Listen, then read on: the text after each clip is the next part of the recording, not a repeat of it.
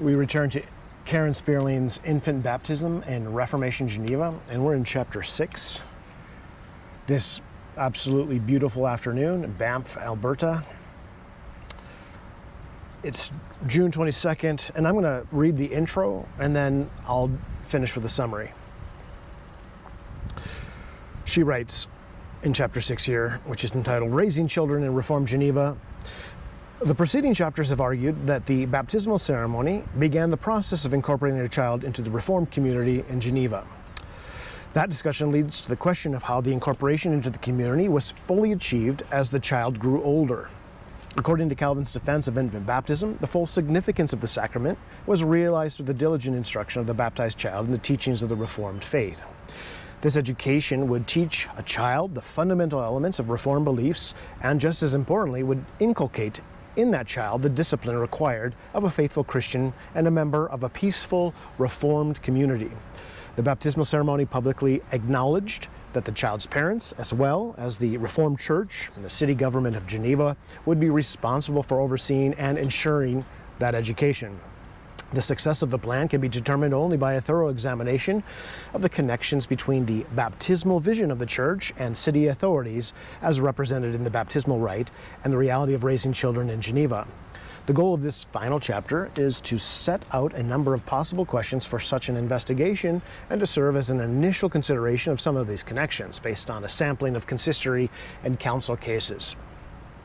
In order to appreciate the significance of the upbringing of children for the meaning of baptism in Geneva, it is vital to keep in mind that the two sacraments remaining in the Reformed Church meant nothing apart from Scripture and the life of the Church. Baptism occurred at the same time as a sermon, not only so that the word could be preached, but also so that the community was gathered together to witness the event. Just as this context provided an integral part of meaning of baptism, so did the life that followed the ceremony. Contrary to Catholic teaching, in which the very act of baptism was essential to salvation, the Reformed Church taught that baptism was an entrance into the Church, and its significance depended in part upon faithful education of the baptized child and his or her incorporation into the life of the community. The Heidelberg Catechism does speak this way, that baptism is entrance into the Church, but the Westminster Confession, not contradicting the Heidelberg, would say that baptism is the ratification of a child's entrance. So we only baptize members of the Church. So baptism doesn't make you a member, it recognizes that membership, is the way the Westminster Confession describes that. I threw a couple quotes in here, one by Francis Turretin, where he wrote, quote, "Baptism does not make one a member of the visible Church absolutely, but declares and confirms him to be so." And then Ursinus, on his commentary on the Heidelberg Catechism, and that's on for question 74, reads, quote, "They are members of the Church by birth, and then baptism confirms this." So continuing with the introduction with Spearling's writings, thus, our understanding of baptismal practice remains incomplete without some sense of just how the baptized child became incorporated into the Genevan community. While the rite of baptism marked the official entrance of the child into the Church and civic community, in the grander scheme of things, this moment was only the beginning of a long relationship between an individual and the surrounding relatives, neighbors, ministers, and magistrates, and as well as God. The baptismal ritual officially recognized a web of relationships, all founded upon the relationship between God and humanity. During the ceremony, the parents or godparents who presented the infant promised to raise a child as Christian. The requirement that all baptisms occur in the presence of a congregation meant that the church members were witnesses, responsible for supporting the parents and godparents in their vows. The recording of names in the baptismal registry established the child as member of the church community and placed child, parents, and godparents under the authority of the church and of the city. Obviously, the adults involved already had relations established with both of the authorities, but once named in the register, they took on new roles as parents or godparents, complicating the relationships with church and city. As for the church and city authorities themselves, their sometimes contested balance of power was represented by the same register, a document recorded in the church by the pastors, which might be used by the magistrates to clarify questions of paternity or to assign responsibility to a godparent. infant baptism began these relationships, but it did not define them entirely. The ceremony set out to design for how a child was to be raised and cared for in Geneva. Consideration of the following examples from the Consistory and Council records suggests that, just as we've seen with the practice of baptism, both of these authorities encountered some resistance and challenges in implementing their visions regarding the discipline and education of children in Geneva. Perhaps most interesting is the seeming paradox also discerned in examining Genevan baptisms. While the authorities, both church and city, were eager to hold parents, and especially fathers, responsible for their upbringing and education of their children, that very emphasis on parental responsibility at times became an obstacle to the authorities' own efforts to enforce reform discipline in the city. Relieving fathers of the responsibility potentially meant placing the care of children in the hands of church and city alone, and yet leaving children in the custody of parents who were not living according to reformed discipline contradicted the authorities' goal of fully incorporating those children into the reformed community, in both its religious and civic definitions. In some cases, Genevan fathers and mothers who were asserting their own authority challenged the Reformed councils that had set out to reinforce and support that very parental authority. The Consistory, in particular, attempted to deal with this conundrum by continuously emphasizing the connection between church attendance and conscientious Christian parenting habits, as well as the relationship between religious instruction and obedience on the part of the children. This may be seen as an extension of the approach taken to cases involving baptism. In confronting the realities of imperfect human behavior, the Consistory continued to articulate its judgment and recommendations in terms of a reform vision of the Christian community. The effective operation of the Church and City of Geneva depended upon the population's internalization of the Reformed faith and principles. Comprehension and acceptance of these ideas would ideally lead to disciplined Christian behavior.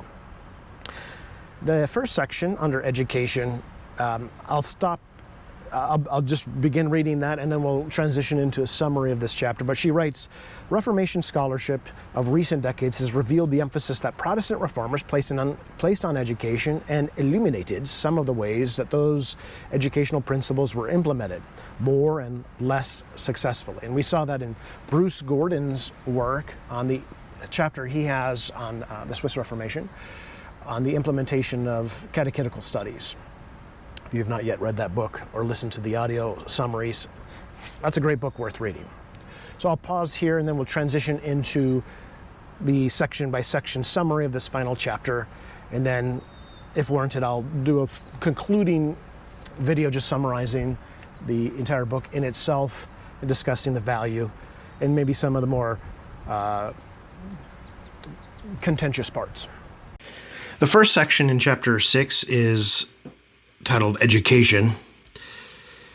This is where Spearling explores how Geneva and church authorities in Reformation Geneva sought to fulfill the baptismal promises of raising children in the Reformed faith through formal and informal education.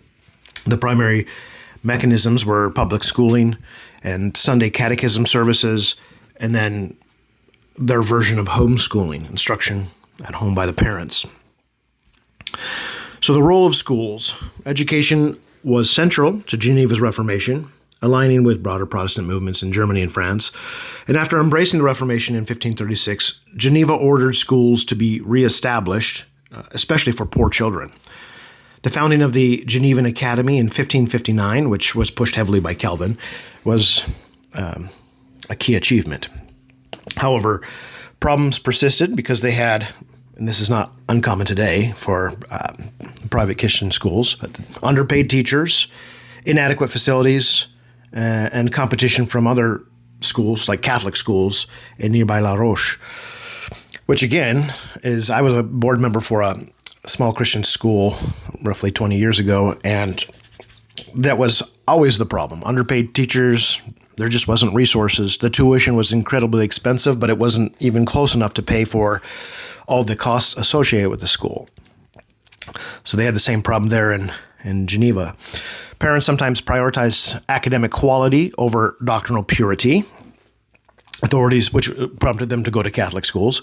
The authorities feared that Catholic schooling would undermine Reformed identity established at baptism.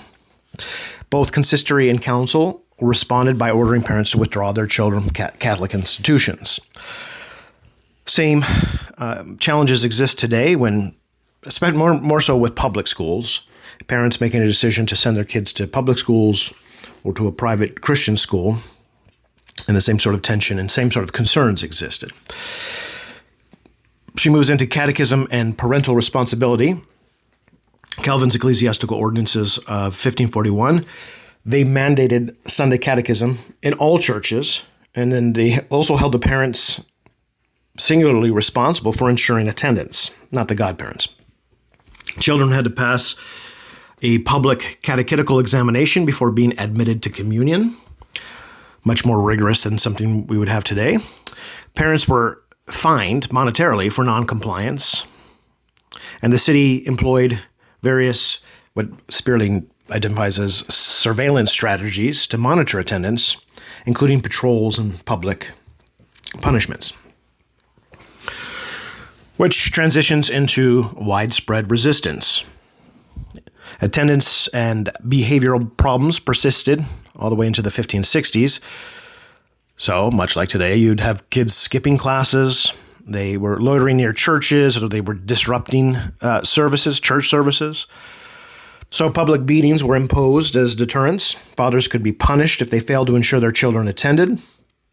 And some fathers even escorted children out of the city to avoid catechism, prompting new rules targeting both children and parents. Institutional frustration. The consistory continually escalated efforts, including public postings, lists of offenders, gatekeeper restrictions, and roving catechism patrols. Despite this, children often continued to engage in games, mischief, and sword play rather than attend instruction. And that resulted in a growing tension between the theological ideal and practical enforcement. Most Genevans seem to have learned the Reformed basics, yet the prescribed structure of education was frequently ignored or just outright resisted. So from a Reform perspective, the challenges facing Geneva's catechetical and educational efforts, they don't undermine Calvin's baptismal theology, but we would say it confirms the necessity of it.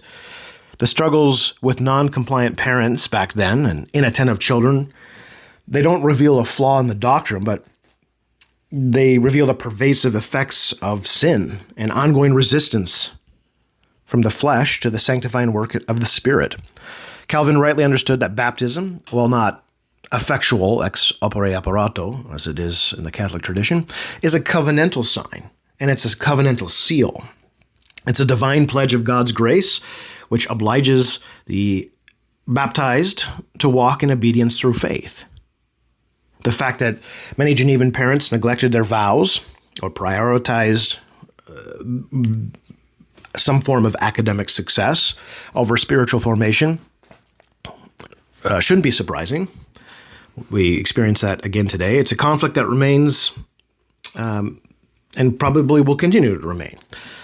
The Church's insistence on catechism and catechetical attendance and doctrinal instruction reflects the Reformed conviction that faith comes by hearing, and that the means of grace, especially God's Word, must be diligently administered if the covenant is to be nurtured to its intended fruit.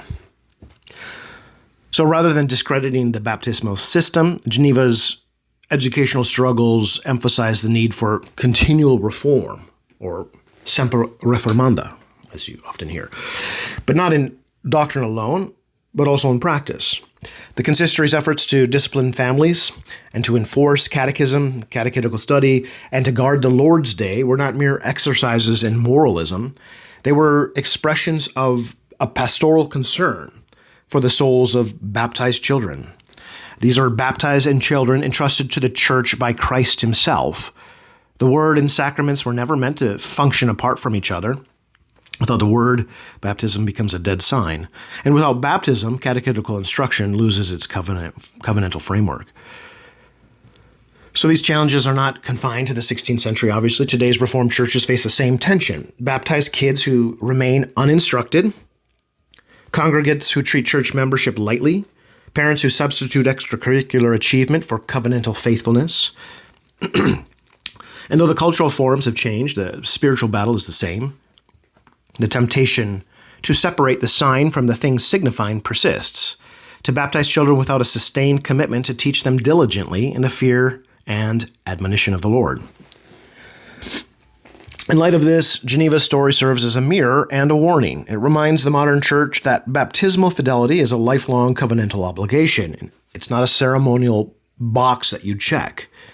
The Reformed vision demands more than occasional attendance or cultural affiliation. It calls for households and families built on the Word, churches that hold families accountable, and communities that view the nurture of covenant children as a central ecclesiastical task.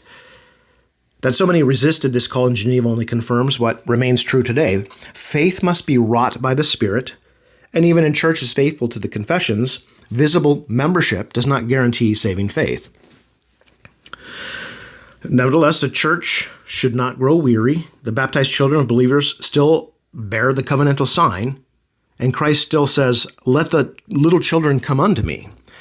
The task of catechesis, discipline, and nurture remains, not as a burden of law, but as a fruit of grace for the glory of God and the preservation of his people.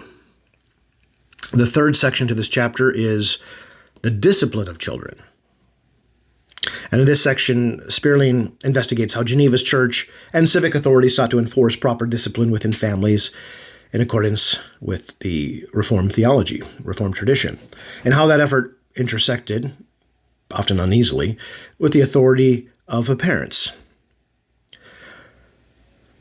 She begins with discipline as a covenantal obligation. She describes Calvin's vision. The baptismal ceremony did more than welcome an infant into the visible church. It initiated a lifelong covenantal relationship marked by responsibility, marked by instruction, obedience. Parental discipline was therefore not a private matter, but it was meant to be a public trust aimed at nurturing covenant children into godliness. Church and city leaders believed that faithful parenting, especially by dads, were essential to realizing Geneva's ecclesiastical and civic reformational goals. And keep in mind, this is a season of transition, so what might appear to be extremes to us, anachronistically, were not necessarily seen as extremes to them because of the necessity of their context. She goes on to talk about parental failures, which were either where parents were too lenient or parents were too harsh. The Consistory encountered both of these extremes, where some parents would neglect discipline altogether, allowing children to grow unruly and impious. And these are the same extremes we see today, of course. But then on the other hand, which we maybe don't see as to the same extent because some of the mechanisms we have in force were that the parents were far too harsh, abusive, and violent sometimes, prompting the consistory to intervene and in extreme cases to refer them to the civil magistrate, which is the right thing to do always and remains true today. Religious ignorance and lack of church attendance were regularly cited as the underlying causes of poor parenting. For example, parents who beat their children excessively were often also those who skipped sermons or who had not been properly catechized themselves. But all this leads to a tension or tensions between church and family authority. Calvin's theology emphasized the importance of parental leadership. Geneva's elders and magistrates often found themselves compelled to restrain the very authority they're trying to uphold. The consistory admonished both fathers and mothers, occasionally withholding communion or even referring cases of repeated violence to the council for punishment.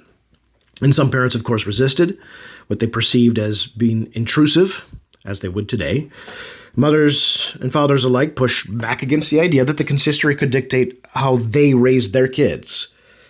In one notable case, a father declared that not even monsieurs themselves could stop him from disciplining his child. True, but the civil magistrates could, so thus he was outsourced. There was transition into scandal, public order, and community oversight. The city's concern extended beyond the household. Publicly scandalous behavior, public sin, such as beatings that drew blood or provoked neighborhood outcry, was seen as threatening the peace and witness of the Reformed community. Public sin, as today, demands public attention, public discipline. Neighbors were often the ones to report abuse, illustrating that discipline was not a private concern, but it was a communal responsibility. It was a communal concern, rooted in the baptismal vows, we would say. But Geneva's approach remained pastoral. They're shepherding they're desirous to shepherd these people. In most cases, the consistory issued very stern warnings rather than immediate penalties. Only in persistent or egregious cases, such as one woman who repeatedly beat her daughter until she bled, resulted in exclusion from the Lord's Supper and civil punishment. From a reform perspective, Geneva struggled to strike balance between affirming parental authority and restraining parental sin. Reflects the heart of Reformed anthropology. Human beings, even regenerate ones, remain deeply affected by indwelling sin. I wish it weren't true, but it is, and those that deny that most are usually the worst offenders. But the biblical vision of parental discipline is neither permissive nor tyrannical. It's intended to be covenantal. Discipline is an extension of nurture designed to bring children up in the training and admonition of the Lord. Read that in Ephesians 6. The Genevan Consistory understood this, and its interventions were not secular meddling, but they were intended to be spiritual care. They're shepherding the souls of these people, guarding the covenant by ensuring that baptized children were being raised in a manner that's consistent with the vows that they made at the baptismal font. Their oversight was rooted in the conviction that the family is the first seminary, right? So they, in this sense, were homeschooling. And it was expected that they would do that. The first church and its first courtroom of a child's life. Discipline of the home was not beneath the church's concern. It was the proving ground for the fruit of baptismal grace. But Geneva's reality reminds us that the ideal is never easily realized. That doesn't mean you don't have an ideal. It's just the reality of the fact is it's difficult to realize. It's in a fallen world. And it's in a fallen world where faithful structures certainly don't guarantee faithful execution. Even in a sort of theonomic city-state committed to biblical law, parents would fail. Children would continue to rebel. And the church, as a steward of Christ's kingdom, was forced to act. And the same struggle, of course, continues today. In our churches, covenant children of believing households often raised in homes that either fail to correct sin or do so in a way that contradicts the gospel they're meant to embody. Many churches shy away from confronting the sins of the home, treating family life as off limits rather than part of the church's pastoral domain. Geneva teaches us otherwise. The church has both the right and the duty to speak into the moral order of the home, especially when that home has invoked God's name in the sacrament of baptism. The modern Reformed Church would certainly do well to recover this vision, but not in an effort to impose legalistic parenting norms, but to reassert that discipline is a gospel issue. When parents neglect their duty, or when their discipline becomes a distortion of God's love and justice, the church must shepherd with clarity and courage. When fathers and mothers seek to raise their kids faithfully, the church must uphold, support, and equip them, remembering that these children are not merely, the future of the church, but they're present members of Christ's covenant community. The Genevan experience reminds us that baptismal theology without discipleship is incoherent, and discipline or discipleship without discipline is impossible. If Christ claims our children as his own, then the church must not be silent when those children are mistreated or when they're left to wander without instruction. To raise children in the Lord is to raise them under the authority of his word and the covenant. The scars of Geneva's struggle are also the fingerprints of a church that refused to let the sheep stray, even when they were young. And of course, Lord willing, that we would too be found faithful in that regard. Section 4 is the summary of obedience and children's obligations. And it's in this section where Spearlane explores how the Genevan Church and civil authorities viewed not only the the duties of parents to discipline and educate their kids, but also the corresponding obligations of children to honor and obey their parents. As baptized members of the covenant community, children were expected to live lives in submission, and not only to God and the church, but to their earthly fathers and mothers. The Reformed authorities in Geneva assumed that properly catechized godly children would be obedient to their parents and fulfill their family roles responsibly. Obedience was not seen as a matter of personality or temperament, as it might be today, but it was a theological necessity flowing from the child's baptismal identity. In cases of rebellion, the church courts interpreted disobedience as a breach of covenant duty. It's more than just a domestic problem. And so this leads to parental appeals to the consistory. Parents that could not manage their kids, particularly fathers, sometimes turn to the consistory or council for help. These requests were not seen as failures, but as a legitimate use and a positive use of ecclesiastical discipline to uphold family order. In one case that Spearlane alludes to, a father brought his son Lawrence before the consistory for refusing to work, attending Catholic services, gambling, and insulting his father. And the consequence of such was the boy was publicly beaten as an example, with local school children forced to witness the punishment.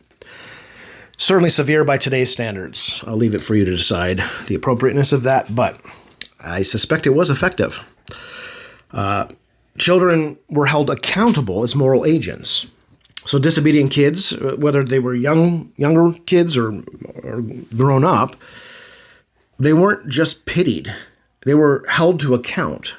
Charges ranging from laziness, or vagabonding as she uses, wasting family resources, refusing to help bury a parent as an example she uses, to outright verbal abuse and rebellion.